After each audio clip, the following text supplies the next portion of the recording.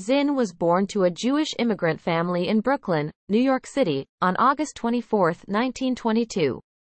His father, Eddie Zinn, born in Austria-Hungary, immigrated to the U.S. with his brother Samuel before the outbreak of World War I. His mother, Jenny Rabinowitz, Zinn, emigrated from the Eastern Siberian city of Irkutsk. His parents first became acquainted as workers at the same factory. During the Great Depression, his father worked as a ditch digger and window cleaner, and for a brief time, his parents ran a neighborhood candy store, barely getting by. For many years, Zinn's father was in the waiters' union and worked as a waiter for weddings and bar mitzvahs. Both parents were factory workers with limited education when they met and married, and there were no books or magazines in the series of apartments where they raised their children. Zinn's parents introduced him to literature by sending 10 cents plus a coupon to the New York Post for each of the 20 volumes of Charles Dickens' collected works. As a young man, Zinn made the acquaintance of several young communists from his Brooklyn neighborhood.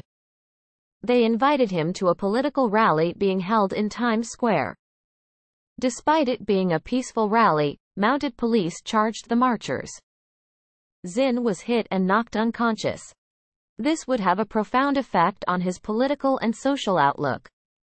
Howard Zinn studied creative writing at Thomas Jefferson High School in a special program established by principal and poet Elias Lieberman.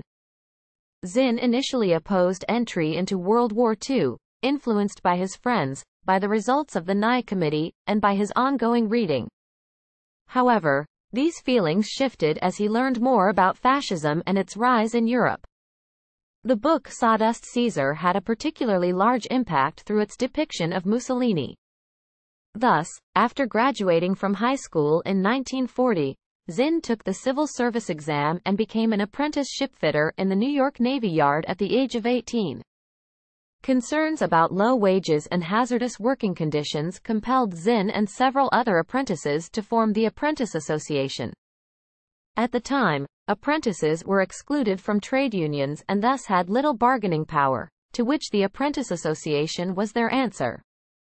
The head organizers of the association, which included Zinn himself, would meet once a week outside of work to discuss strategy and read books that at the time were considered radical. Zinn was the activities director for the group.